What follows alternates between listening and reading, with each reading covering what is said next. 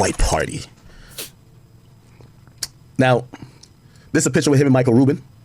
And yeah, I'm gonna be honest with you, Drake looked like his daddy right here. This is not the best Drake picture you could probably find. I'll be honest, Drake look worn out here. I'll give it a beat.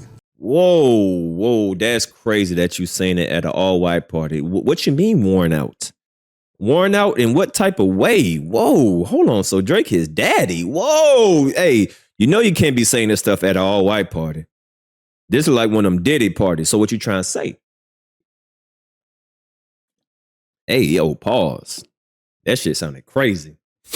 Heck, you gotta be careful, boy. You do. But I ain't gonna lie, it's probably these little fruity ass motherfucking drinks he keep drinking, my nigga. Like, I don't even think it's anything else. I think Drake is having a great time in life. I think these little fruity drinks is definitely getting to him. And that's what it is with age. There's other pictures, he looks much more normal, right? See? He looks completely fine right here. Hey, chill. Him, Jake Paul, and Michael Rubin. I'm wondering how they pick the people who go to these events, because now Drake is kind of like an op to half of hip hop. So if Drake comes to this party, and if we just seen what happened to Rick Ross, there's a list of people who can't come. So Ross can't come, Future can't come, Metro can't come, The Weeknd can't come. There got to be a lot of people. And also, I got to imagine that Drake is probably moving appropriately, seeing what happened to Ross. Niggas might want to do something to him. So I could imagine he's at the white party with a bunch of his little goonies wearing white, just kind of shadowing around him in case shit goes left, right? You know, like he's not gonna have his bodyguards there in black. But yeah, and let's see what's this. Hello. So you see Travis Scott and I'm Jake Paul. I'm wondering if Drake and Travis Scott linked up.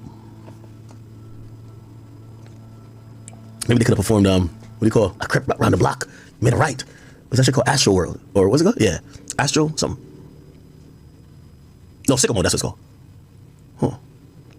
This is Drake right here.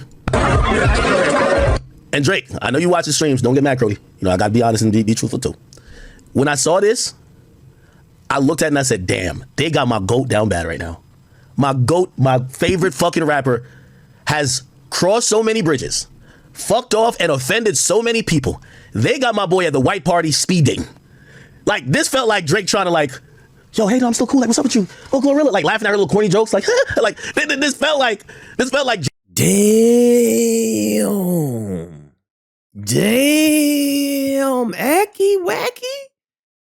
Why you gonna talk about your boo like that, man? Drake wanted to make some friends. You know what I mean? Like, hey, this is a mixer. Everybody just like mingle, just have friends. And Drake's like, yeah. So what's going on with you in Memphis? Okay. Oh my God, your wig. Oh shit. This felt like speed dating, bro. I'm gonna be honest with you. I'm like, damn, does everybody hate my GOAT? Damn, Aki. Why you gonna throw your boo thing like that under the bus, man? Does everybody hate my GOAT, bro? Yes.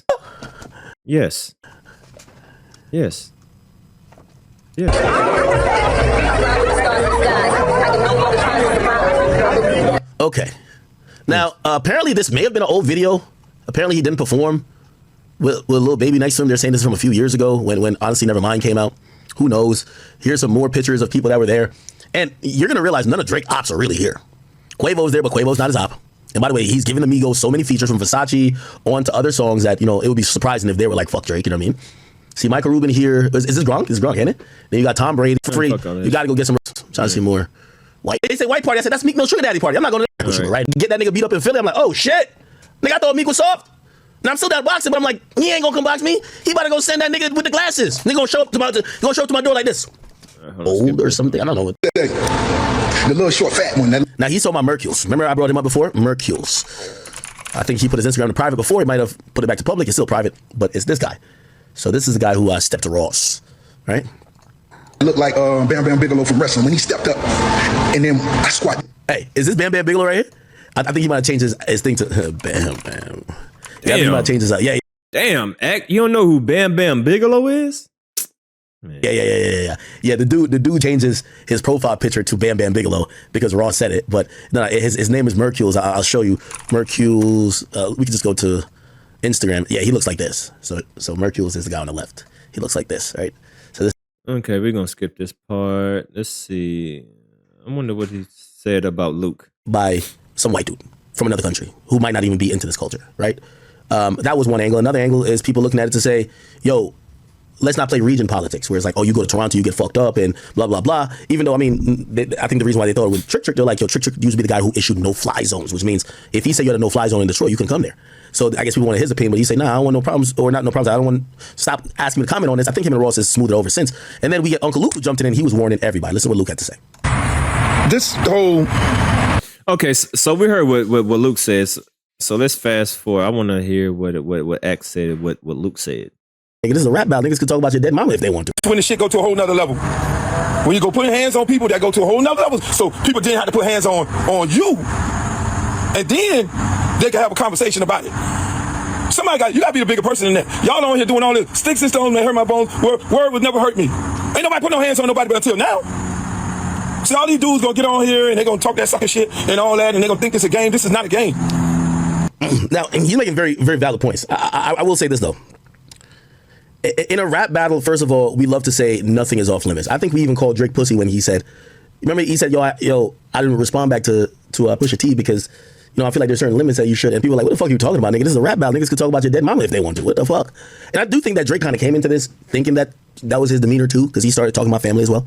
But then Kendrick hits him with something that's crazy. Starts talking about pedophilia. And as a man, when somebody accuses you of a few things, but pedophilia is one of them, it's like there's no way to defend yourself. Like you almost kind of look more guilty. And it's almost like if you joined in for the sport of rapping to rap battle this guy, once he starts saying that, you don't want to rap battle. Now, why do I say that? I say that because that's what this song is a living representation for Drake. Y'all are trying to parade over the fact, like, I'm pretty sure if not like us, was just saying, hey, you're a culture vulture, this and third. I don't think Drake even is that upset. I think Drake is upset, though, off the fact that this is a song that is basically trying to paint him and be an anthem for pedophilia. Now, I don't believe that. I think he already painted himself that. All right. Because people have been paying attention to his pattern. It seemed like, he puts himself in that position to, people to have an opinion about this. So, I disagree with that. I don't think, I would say Kendrick just put a spotlight on, because apparently people have been knowing about this for a while. And I haven't been paying attention, right? Because I just listened to him and, I just listened to the song. So I ain't been paying attention to what he do in his real life. But ever since I've been covering this, I'm like, oh, man, people have been talking about this for a minute. So this ain't nothing new. It's just, Kendrick just put a spotlight on it. And now everybody paying attention like, yo, what the hell going on with this dude, man? Something ain't right. So, I disagree with you, Act. Drake shouldn't have put himself in this position because he has a interesting pattern. Yeah, of course he's going to be upset. So now people dancing to it, people, playing it at their shows. And I'm pretty sure he's not going to be mad at everybody because, like, this is a very popular song. You're not going to be mad at everybody, like, if you nod your head to it, if whatever. But it feels like if you're using the song to send a message, which clearly that's what Ross was trying to do. Ross finished out a set at the Vancouver, festival, and he played the song, right? He played the song probably also to be like, man, I do this in the States. I could do it over here. He wants to send a message. That didn't turn out too good, right? So I do agree. And, when I was saying, I said this before in the last stream, if violence ever happens in this, only two people are to be blamed. This is Drake and Kendrick. And we have to acknowledge both of their roles in this. When you start getting on records, and because some of y'all have to be like, well, Kendrick didn't do nothing. Kendrick is peaceful. Oh, Drake didn't do nothing. They're the ones who started the type of tone and arguments and accusations that only leads to violence. You get what I'm saying? It's like, if you're from New York and you argue with somebody and they're like, nigga, suck my dick. Like, all of a sudden, you know what happens. Violence comes after that. That's usually the last, if you're from New York or the tri-state area, that usually means the only appropriate, we're done talking. The only appropriate action is violence. When Kendrick says, nigga, you're a pedophile, this and third, nigga, I want you to die, nigga, your last show's gonna be in, like, yeah, he's basically saying he's down with it. So you ain't gonna mention nothing what Drake said. So you ain't gonna mention that he said he over here beating his woman and all this stuff. So you just gonna only highlight what Kendrick. See, here you go with his compromise. Now, I could respect that if he said they both have, talked about personal things. Because Kendrick has definitely highlighted some personal things, and Drake has said some personal things that could get him touched too. Because nobody wants to be accused of putting their hands on a woman, right? So when you put stuff like that, and you also said, what is he saying that his mother probably might have touched him when he was younger, some wild stuff, right? So they both said some wild, crazy things about each other. But I just find it interesting that you're only pointing out Kendrick's. too. He's saying he's not, like, we gotta be very clear. Now, Drake's basically was intimating he's down with it too. He's saying, nigga, yeah, I'll show up to your city wearing my chains. What's up, nigga? What's poppin'? What's up, nigga? Yeah, do something, nigga. West Coast niggas catch phase, right? What's up? You know what I mean? Now you can say he's alluding to music, but nah, they kind of was talking tough, bro. So again, fans are in this delusional mindset because y'all love certain songs or y'all like certain artists that the conversations and what they're saying at each other then basically go over the bar to say, yeah, probably when we see each other, it's up. Yeah, probably when we see each other, we ain't go ahead and nod it out and be like, oh yeah, good battle. All right, now fuck with you. Nah, it's probably up. So at that point, fans were really just saying, oh, well, I don't think they're going to see each other. You're right. They're not going to see each other. Who is going to see each other? Somebody from OVO, one to somebody from PT Lang, TDE, the other ancillary people who have been like, damn near with Pom Pom's championing Kendrick because he's been doing the job. The Rick Rosses of the world and everybody else, yeah. So, you know, for anybody who is like surprised by violence, you're an idiot. Straight up an idiot. Like a nigga don't make a song like Not Like Us about somebody unless you realize when you see that guy, you might punch you in the mouth, right? Like, why he only highlighting Kendrick's song? Let's not forget what Family Matters was about. Do you know why Kendrick did what he did? He said, I think he actually warned him. He said, dang, I forgot. It was a bar that he said, oh, this was supposed to be a friendly fade. Let's keep it that way. Right? He said this was supposed to be a friendly fade. Let's keep it that way. He said, don't what? He said, don't tell lies on me, and I won't tell the truth on you. So Kendrick gave this nigga warnings. But Drake thought he was bluffing.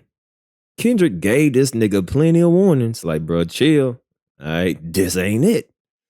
But Drake called his bluff, and we see what happened.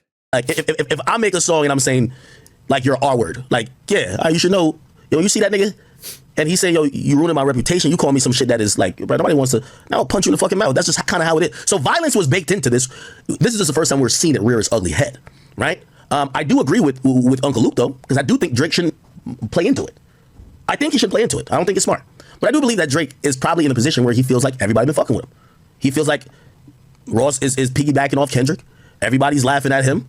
Everybody's just dancing to these allegations that, you know, like, I hate to bring this up. We all love Nipsey Hussle. But if you really have a really good conversation about, or a really honest conversation about why Nipsey Hussle was killed, any street nigga will tell you, you don't call another nigga a snitch unless you're willing to die about it. Allegedly, Nipsey called a nigga a snitch, which you see happen. So we could cry all the tears you want to cry. When you get to certain levels in accusations or you say certain things, sometimes the response is not just lip service, it's violence. Like, I know we love Nipsey, and I know it's sensitive for some of y'all, but you do realize he died because he disrespected a nigga who was down to kill, allegedly calling the nigga a snitch. Yeah, some snitches kill. So again, when you get to certain realms, I don't understand why you brought that up, though.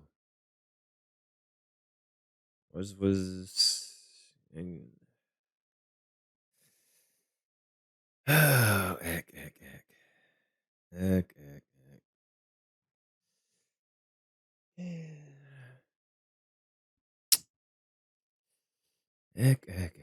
of conversation in a rap battle, and you know, this Not Like Us record, somebody told me last night, like, we was just popping the shit. It was like, yo, this is the biggest diss record of all time. It is, right? Like, we saw Northwest at the pop out, like, screaming out, Boy, he is willing to throw anybody under the bus for Drake. For him to bring up Nipsey to try to, you know, that's crazy. He would throw anybody under the bus for his Drake. That's crazy. like, kids sing the song, churches sing the song, but it doesn't defeat the purpose or defeat the actual reason of why, or the undertone of the song. It don't matter if a saint, a baby sings the song. It doesn't mean that there isn't disrespect baked in, that maybe somebody's gonna fuck somebody up if they see them playing that song, or they might kill a nigga because they play that song. We can't be on both sides of this. We can't hype up a song that's calling niggas pedophiles and then get mad when niggas is getting punched in the mouth. Like, if we're gonna have rules to this, all right, so we can't get to this point. Usually, I ain't gonna lie to you. If niggas start, if you call, just like how we said with Nipsey shit, you call a nigga a snitch, a nigga might shoot you and kill you. You call a nigga pedophile, a nigga might shoot you and kill you too. So when you see violence start happening,